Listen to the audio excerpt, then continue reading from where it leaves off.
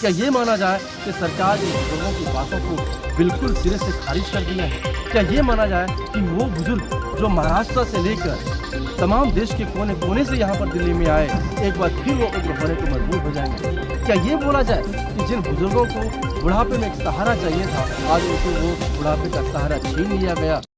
नमस्कार दोस्तों, दिल्ली के इसी जंतर मंतर पर भी उपस्थित हैं जहां पर APS 95 को लेकर तमाम बुजुर्ग महाराष्ट्र से लेकर पूरे देश के कोने कोने से लोग यहां पर आए। यही वो जगह है। 31 दिसंबर का इन्होंने एक टाइम दिया था सरकार को, क्योंकि सरकार की तरफ से जो भी इनको संभावनाएं लगी थी या फिर जो MPs यहाँ पे आए थे, उन्होंने एक बात कही थी, एक निश्चितता जाहिर की थी कि हम कुछ ना कुछ आपके लिए ज़रूर करेंगे। और मैं आपको बता दूं कि APS 95 को लेकर जो तमाम बुजुर्ग यहाँ पर बैठे थे, ये सरकार से भीख नहीं मांग रहे थे, बल्कि ये अपने हक और अधिकार की बात कर रहे थे। जो पैसा इन्होंने अपना पेट काट कर जमा किया है सरकार के खातों में, सिर्फ वही पैसा ये मांग रहे हैं, वही पैसा इनको चाहिए। लेकिन सरकार है इनकी बातों को सुनती नहीं है और तमाम ऐसे बुजुर्ग यहीं दिल्ली के जंतर मंतर पर आए और अपनी बातों को इन्होंने बखूबी रखा। हालांकि इनको लास्ट में इनको डिटेंशन भी किया गया पुलिस के द्वारा, इनके ऊपर लाठी चार्ज भी किया गया, लेकिन फिर भी इन्होंने अपनी ज़िद नहीं छोड़ी। और ज़िद इसलिए भी क्योंकि ये सरकार से भीख नहीं मांग रहे हैं। अब हम आपको बताते हैं कि ये बुजुर्ग जो यहाँ पर बैठे हुए थे, इनको कितनी दिक्कत है दिल्ली आने से लेकर, तमाम आंदोलन करने से लेकर, तमाम अपने हक अधिकारों को लेने तक इनको कितनी दिक्कत, कितनी परेशानियाँ होती है। आप सपोज कीजिए कि जिस तरीके से आपके घर में किसी दादा हो, कोई दादा पोते का क्या संबंध होता है जब वो दादा रिटायर होकर घर आते हैं और हर महीने जब उनको एक मासिक पेंशन के तौर पर जो सरकार के द्वारा उनको मिलता है, और वो भी उनके खुद का पैसा दिया हुआ सरकार के खाते में, जब वो नौकरी करते हैं 30 साल 40 साल जब वो नौकरी करते हैं, और वही पैसा अपनी पाई बचा करके वो सरकार के खाते में जमा करते हैं, और वो रिटर्न उनको मिलता है तब जब वो रिटायर कर जाते हैं, जब वो इस कगार पे पहुंच जाते हैं कि अब उनसे कोई काम नहीं हो सकता, अब उनकी उम्र हो गई है कि वो सिर्फ घर में रहें, अपने बच्चों के साथ समय गुजारें। हुआ ये कि तमाम ऐसे जो बुजुर्ग हैं, लाखों में इनकी संख्या है और करोड़ों में इसके रिश्तेदार हैं, अब सबके मुंह पर एक ऐसा तमाचा मारा है सरकार ने कि इनको ये नहीं समझ में आ रहा है कि आखिर हमने जवानी में इतनी बड़ी भूल कैसे कर दी। और जो आने वाले समय है, जो आने वाले समय में जो नौजवान काम कर रहे हैं, उनको इसकी कितनी फिक्र होगी कि अब यदि वो पाई जोड़ करके सरकार के खाते में EPFO के माध्यम से या जो भी कहें वो सरकार के खाते में जमा कर रहे हैं, तो उनको कितनी परेशानी होगी जब उनका वही अमाउंट उनको वापस ना मिले। तो क्या ऐसे बुजुर्गों को दिल्ली के रामलीला मैदान या फिर दिल्ली के जंतर मंतर हों या फिर संसद भवन के सामने बैठ करके अपने पैसों को मांगना पड़े? तो ये कितनी बड़ी बेइज्जती की बात है, कितनी बड़ी दुर्गति इन असहाय के साथ में हो रहा है। क्या सरकार इसके तरफ नहीं सोच पाती है? जबकि इन्होंने दिल्ली के जंतर मंतर पर बैठ करके धरना प्रदर्शन किया और सरकार को पल पल की खबरें दी। हालांकि आपको पता होगा कि जंतर मंतर से बस कुछ ही दूरी का फासला है, जो कि यहाँ से संसद भवन और PMO का ऑफिस है, और वहाँ पर सरकार को तमाम ऐसी छोटी बड़ी गतिविधियों के बारे में रोज़ाना उनको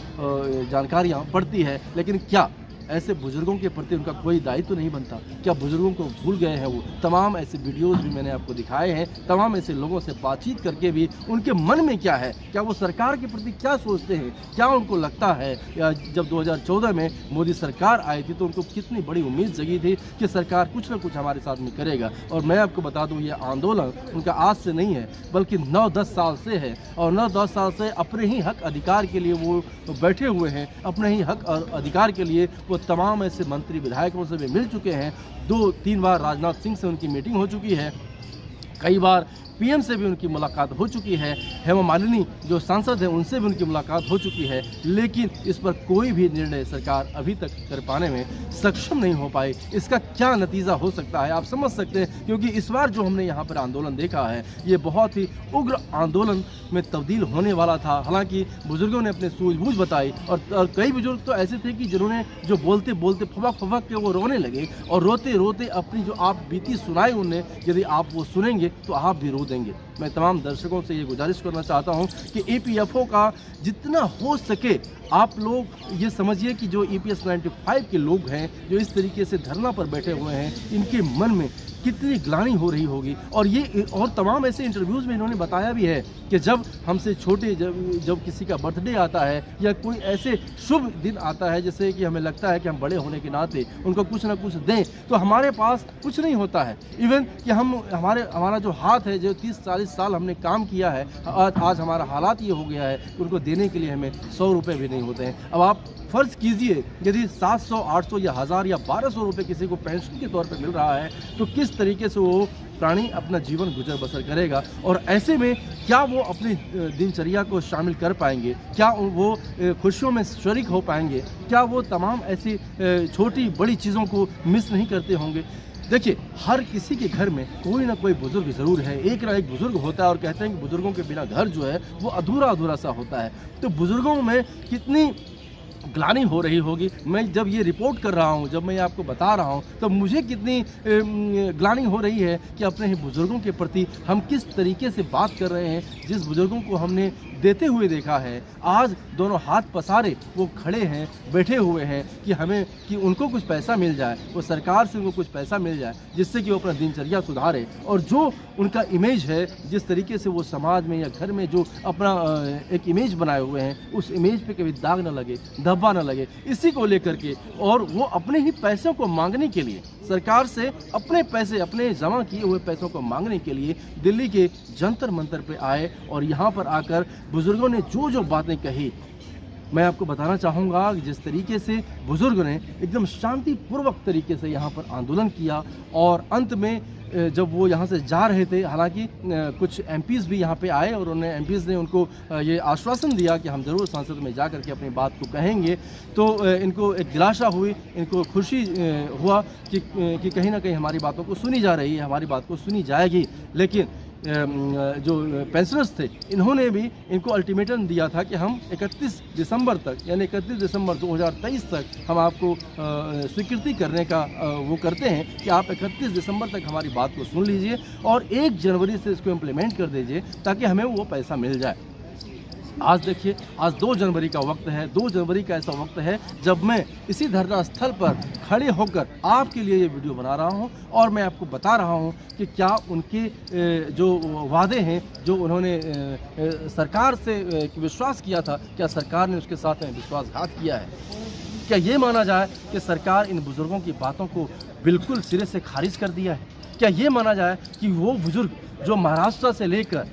तमाम देश के कोने कोने से यहाँ पर दिल्ली में आए, एक बार फिर वो उग्र होने को मजबूर हो जाएंगे। क्या ये बोला जाए कि जिन बुज़ुर्गों को बुढ़ापे में एक सहारा चाहिए था, आज उनसे वो बुढ़ापे का सहारा छीन लिया गया। तमाम बहुत सारे ऐसे पहलू हैं, बहुत सारे ऐसे बातें हैं जो कि आपसे करनी है। दर्शकों, आप हमारे साथ में जुड़े रहिए, बने रहिए और देखते रहिए, क्योंकि पल पल की खबरें हमने आपको यहाँ पर एक एक लोगों की बात मैंने आप तक पहुँचाई है। और अब भी मैं आश्वस्त हूँ कि निश्चित रूप से वो अभी तो यहाँ पे नहीं है, लेकिन जब भी वो यहाँ पे आते हैं हम उनसे बातचीत करके आपको ज़रूर रूबरू कराएंगे। फिलहाल इसी धरना स्थल पर जब मैं आया तो मुझे लगा कि यहाँ पर से एक वीडियो ज़रूर आपके लिए बनानी चाहिए थी, क्योंकि EPS 95 को लेकर जिस तरीके से यहाँ पर लोग धरनारत थे, प्रदर्शन कर रहे थे, उससे एक बात साफ जाहिर हो गई कि सरकार इनकी बातों को आखिर क्यों नहीं सुन रही है। आखिर ऐसी कौन सी मजबूरी है जो कि इन्हीं का पैसा है और इनका पैसा इनको देने में सरकार को इतनी आपत्ति हो रही है।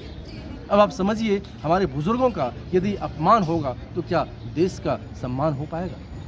सबसे बड़ा सवाल ये है कि क्या बुजुर्ग वोटर नहीं है। यदि हम पॉलिटिकल दृष्टिकोण से भी देखें तो हमारे जो बुजुर्ग हैं वो एक एक वोटर भारतीय जनता पार्टी के हैं, और उन्होंने बड़े आश्वस्त से, बड़े विश्वास के साथ उन्होंने कहा कि जो हमारे वर्तमान प्रधानमंत्री हैं इनसे हमारी कोई शिकायत नहीं है। और शिकायत इसलिए नहीं है क्योंकि हमने जो पैसा EPFO में जमा किया है ये सारी गलती EPFO का है, लेकिन